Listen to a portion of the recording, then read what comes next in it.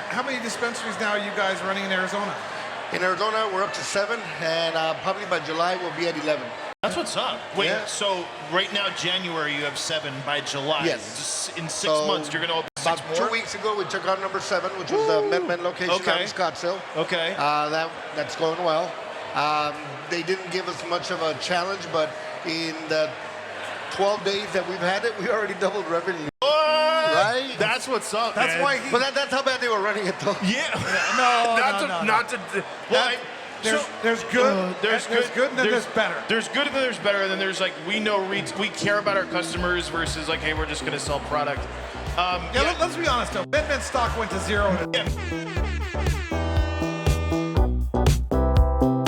We are here back at Mita, January 24th, 24. I found out award-winning Mita. this was the first day this month that I actually knew the date. Really? Yeah, because I had to mail something, and the DHL people are like, "Date this," and I'm like, I don't even pay attention to the date anymore. You don't write checks though, do you? I'm a timeless kind of guy. Okay. You're like, yeah, I'm just one with the universe. It's not a big We're deal. not sponsored by Timeless, but that was a little joke. So we're here. We're live at Mita. We are live at Mita, and Live at Mita. that's good. Just a little mic improvement there. We're live at Mita. We have over 1,000. I have the actual count here. 1,000 industry members coming together in a very unique environment. We have everything from the bud tenders with ambition to owners figuring out what they're going to do next with their enterprises. They all come together here in Phoenix, Arizona. It's a great model. It provides all these people to learn, share, teach up and down the ladder. And we are pleased to be joined by one of my favorite teachers in the industry. Maybe that means because you've got nothing left to learn. Oh, that's quite a I don't compliment know in a about that. sense. Raul Molina from the Mint. That's what's up. How you doing, Raul? Doing great, guys. How you doing today? Yeah, Really Thanks for good. having me here. Yeah, Max, you got to introduce yourself. Hey, Sorry. this is Max Uas, founder of Dope SEO, co-founder of GetBudPlugged.com. We build custom cannabis plugins for dispensaries. There you go. Oh, that was a nice little pitch. That is Right? actually That was a good butt plug. yeah. It's a plug. It's a good butt plug, right?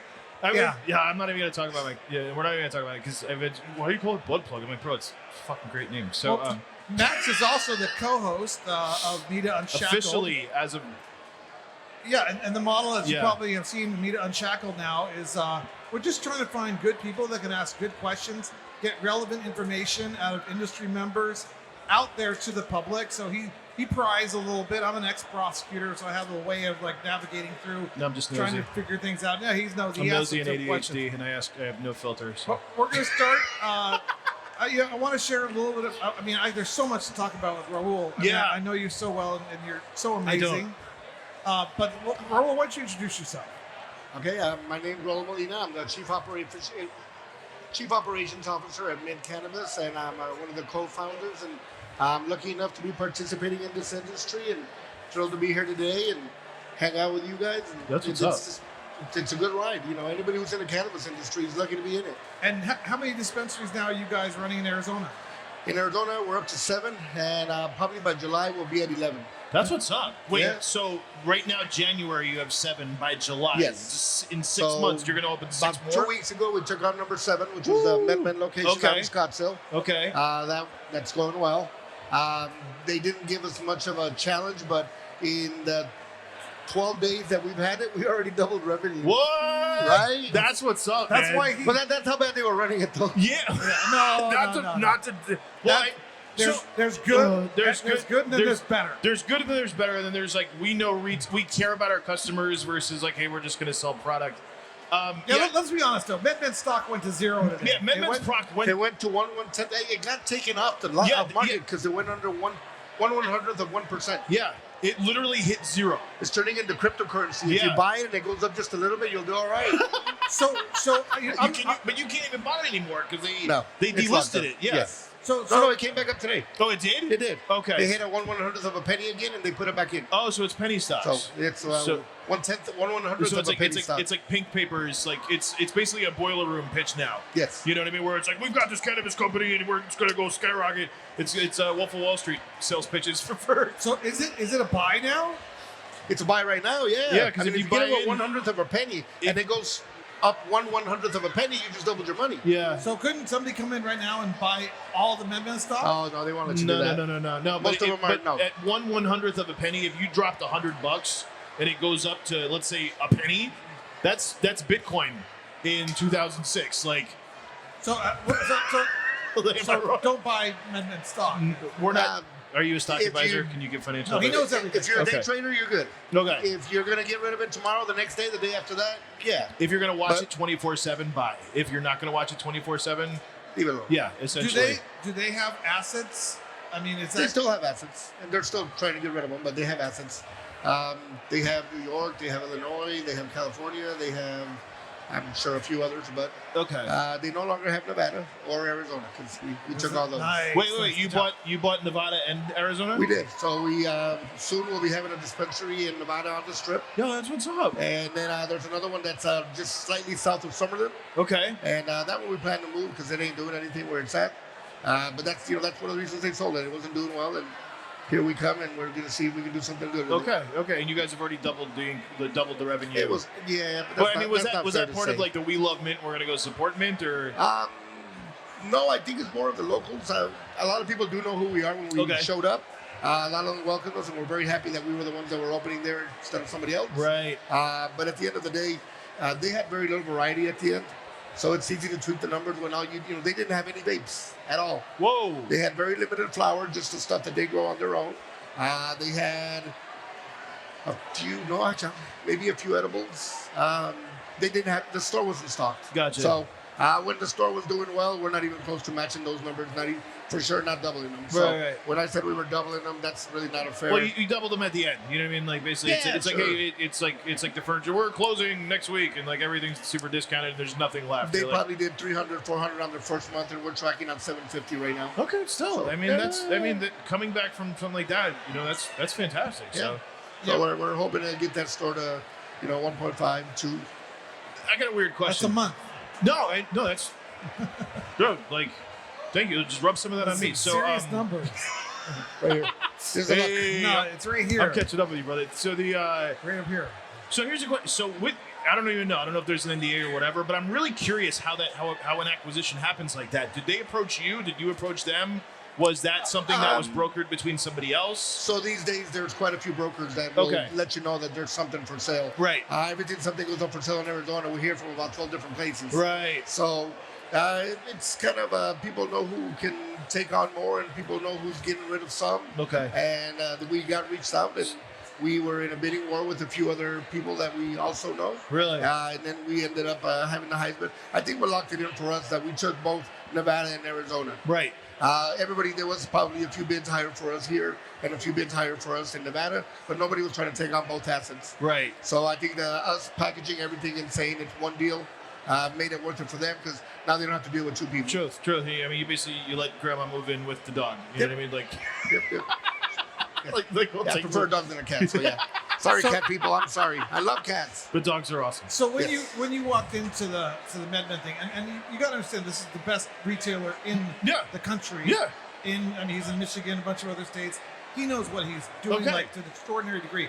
First thing that you walked in there and said, "This is the first thing that needs to change." What was it? So the store shut down at 6 o'clock in the afternoon. Medman let all their employees go. We closed down by 8 o'clock the next morning. We remodeled the whole place. Whoa. So- So we took down all their cut. tables that they had. So our style and their style are very different. Their style is more of an Apple Store style. Okay. And our store is more of a merchandising where you can just get to see all the products that are for sale. It's easy for you to pick something else off the shelf because it's actually in your view. Right. So we went in there. We took off the entire counter. We took their wall. They had a wall with the glass in it What'd you where do they with were handing out. Where they were giving the orders to the people in front. And so we took all that out. You made it more personal. Put some counters across the front. Added, they were at 5 registers. We're up to 11. That's what's up. And then just put all the product where it's visible. And the people that are coming in, every time they come in, they're blown away by the variety and everything that you can purchase there. Okay. So it's been pretty cool. The people at Scottsdale have been very receptive to us being there. You get everything. You get the guy who's still looking for value flower out there. Right. And then you get the guy who showed up in the Phantom Rolls Royce. Right. Who's like, you know? what's up? Right. What do you got? I was pretty impressed with that guy. Yeah. No, you. Well, on the last day when Medman was shutting down, were there a bunch of employees that like ripped down signs and kept them and stuff? Were they like burning them in the parking lot? Did they leave any cool Medman signs? Because it's part of history. I'm going to be honest with you. The employees liked MedMen. So I'm going to say this. They were probably good to their employees. That's good. Yep. That's really good. We did pay attention to that. Okay. We have bought when we've taken other assets, we kind of notice a little bit that this or that's missing or something's gone or, and it's not even a big deal. It's little stuff. But no, nobody had anything bad to say about them. Okay. Now they are very hands off. So put it this way, they have a cultivation here in town. Nobody from corporate had been to the cultivation in 3 years. What? Wow. Right. How do you whatever manage you to grow want, like baby. that? Yeah. So we believe you. Paperwork's good. We'll just send the lab. I think the store probably followed a bit, but no, they were actually happy. Did you keep any of the employees? We did. We did about. We interviewed everybody. We offered jobs to about half of them. Okay. And then there were some few people who said no, thank you, and then the rest said yes. And they're pretty impressed. That put it this way, they went home. It's night and day. When they came back the next day, they're like, "Whoa, you guys already remodeled." Yeah. So I'm sorry. I interrupted you. No. You said it was a very Apple-esque atmosphere. It was. And that to me is like very cold. You know what I mean? It's like it's just products, banner, whatever. It's like every time I go to Apple, it's either super busy or super confused. But it's like it's just cold. You know what I mean? Like, there's no personality. It's all about the tech. It's all let's nerd out on tech. But it's not like you don't go in there. You're viewing all the product on an iPad. Yeah. You're viewing all the product at the Metman store. You're reviewing all the product on an iPad. Right. So it was not like you really were looking at it or were able to put your hands on it. Right. You're not touching, smelling, feeling. You're missing all five senses. It's like, a picture. Yes. Can I meet? You know what I mean? It's like here. Let me introduce you to my friend. Here's a picture in the bio. Can I meet her? You know what I mean? like you lose that whole the intimacy. The intimacy of it all. And then the back and forth with the bud tender as you're going over different products, whether you buy them or not, that's always cool. Right. You learn a little bit more every time you go and visit the store. So, it's pretty cool. So I have a question, because now you got me thinking. So you've been doing this for how long? In April, it will be 6 years. Holy crap. Okay, so with that sense, because that's phenomenal. Props to 6 years. Some people can't do it for 6 months. You know what I mean? So, and you're succeeding. You're doing it. Thank you. With that sense, it's like from a training of the bud tenders, from a retail aspect, from everything else. Because I've seen it to where it's like there are dispensaries. There are new markets opening up. Because I operate in I help a lot of people in a lot of different markets. Obviously, Arizona's been established for a while, but like you see a lot of the same kind of churn in newer markets where it's like they're just churning through bud tenders, churning through managers, churning through other things. What do you feel makes the difference to make a really awesome retail experience? You know what I mean? How do you train your bud tenders? For the employee? Both. I think if the employee loves being there, if they feel like a part of the company, it'll translate to the consumer. Right. For sure. Right. So we're lucky enough to have our vice president of retail operations across the country. Okay. His name is Rudy, and me and I and my partner ran it for the first 2 years, and we thought we were doing a great job. Okay. It was successful. We were making money. We were doing a little bit higher, above average. Rudy came in, turned everything around, and he's actually one of the big reasons why we are where we are. But the thing is that it's creating a culture. It's taking care of them. It's throwing the company picnic in the spring and the holiday party during the holiday season. They got benefits. They got medical, dental, vision. They got accidental death.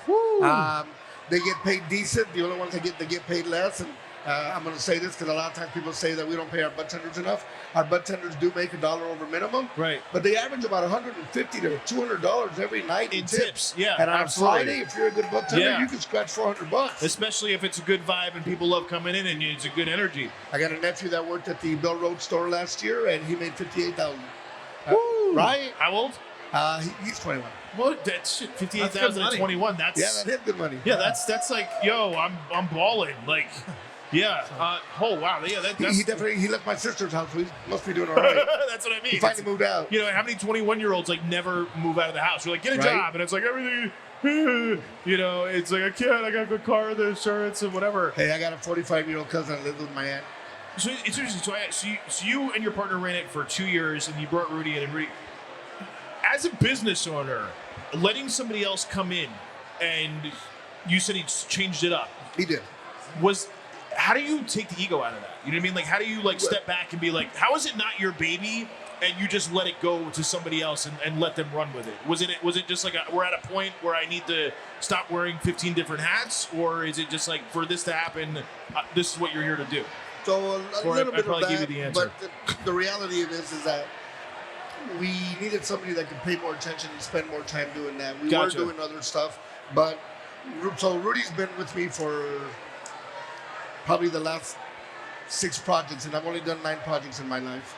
He happens to be my brother. Oh, okay. So, well, all right. So you trust him. So there's a lot of trust Okay, involved because in I that. didn't know that. But at the end of the day, if you really want to be successful in anything, and not just in the cannabis business, and I'm going to say, especially in the cannabis business, you got to put your ego in check. Yeah. You know what I'm saying? Now, you got to run it without emotions. I had a bud tender a year ago that I thought was one of the greatest humans in the world, but he got let go for reasons that, that he understood and I understood. And I did save him once, and I went over there and I pulled rank and I said, let him stay.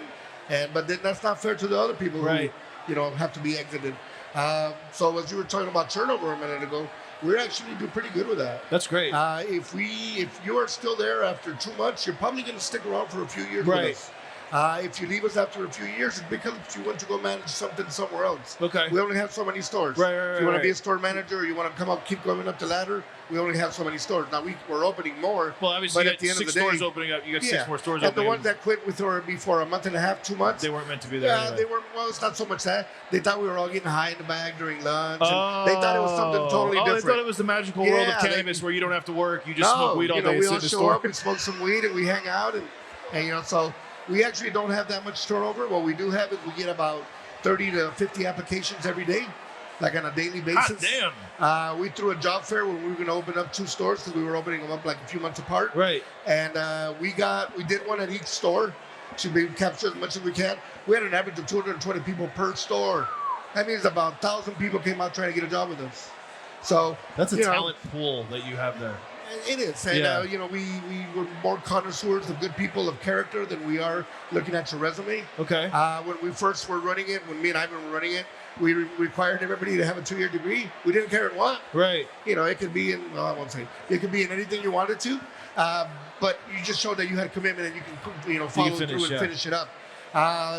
But we started noticing that there was a lot of black sheeps that were coming in. People who, were getting fired every 2-3 months because they were getting caught smoking while they were taking a break at McDonald's or wherever they were working. And we turned out that a lot of those people are some of the best people that we have because they found a home. They found a home where they can... Not only are you allowed to smoke, we'll give you some weed.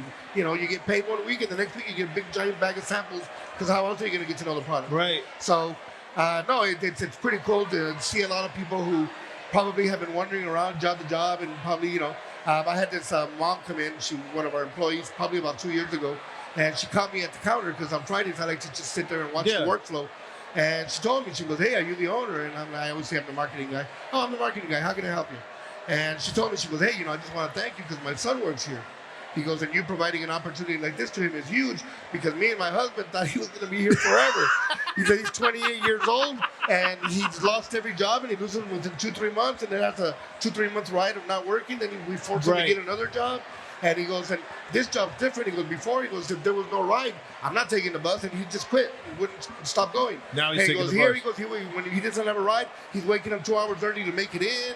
He's always telling us about how great it is, how all the people are incredible, how the patients are incredible. So, I think it's a big props to Heather, to Marissa, Rudy for creating a culture where people actually want to be there and hang out, and be part of it. When we remodeled the Scottsdale store, we sent out a message on Slack telling everybody that we were looking for volunteers to go help us redo everything. We had to send people home because we got so many. Really? We got like 50 people show up. So you've really built a culture. Yeah, it's you got to remember that they're doing most of the work. I'm saying? I get to sit here and I get to be the one on the podcast with you guys. And that's super cool. But you built a place where people feel like they belong. Well, Raul's a man of the people. I mean, I you can and tell. Pablo, Ivan. I mean, all you guys are just. It's like you came from the people, and you're with the people, and you like the people. You know, and if you don't That's like huge. people, And the industry. sometimes you end up with something like maybe like Walgreens, where everybody's treated like widgets. What do you And they want? have no idea what's going on. But at the Mint, you meet the owners are there at the counter. It's on Fridays. Yeah. Checking things out. I mean, here at Mita, there's probably 30 or 40 men's employees here tonight, right? For sure. And there's people from all these other enterprises and stuff.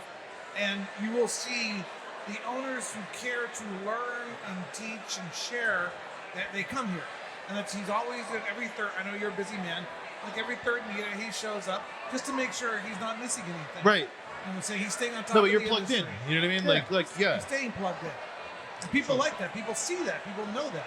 So they end up loving the Mint. They love working at the Mint. They feel it's a mom and pop store. And technically, it's a family operation. It is. There's corporate is a total of about 7 of us, and our footprint is decent size. I won't say we're a large company. We're probably a small to mid-size. You know, we are an MSO. We are in other states. But no, it's an incredible adventure. Right now, we hold 29 retail licenses across 6 states. Actually, 31 retail licenses across 6 states, and we're looking to enter into other markets soon, like Illinois, Florida, New Jersey. We'll be having stores in those by the end of the year. And if anybody knows any more good retail opportunities, things for sale, they should call you. For sure. I'm buying licenses. If you got a license, I'm willing to talk to you. oh, that's what's up. I know. That's what's up. I know. Buying licenses. Yeah, Here we and- go. And if you say that you met him here on On Mita, Mita Unshackled. cut us a sliver, Yeah. sponsor it or something, you know. Raul I always got you, remembers babe. I got that. you. That's what's up. It's I got you every time. I love it. Well, Raul, the people are here. The people are calling you. The people want to talk to you. You got to make your rounds. We appreciate you stopping here. Thanks for having me, guys. And Love the name. Butt plug, guys. That's what's up. do your thing again. Yeah. No. What? Do your little Oh, noise. yeah. So this is Max Chivas, co-founder of Bud Plug, where we didn't actually do anything that crazy. We just made a WordPress plugin for dispensaries that connects with Metric and BioTrack for real-time synced seed to sale tracking and sales and whatever, and like native e-commerce without having to pay third parties to do all that website stuff and like paying third people. Whatever. Just check it out. Getbuttplug.com. We'll see you back here in a second with the next guest here at Mita Phoenix. I don't. We have an official title for this. We don't thing. know. Well, anyway, the award-winning Mita Unshackled. This is Warehouse 215, and this is Warehouse 215. this is January. This is the first live event that's not golf. I like it.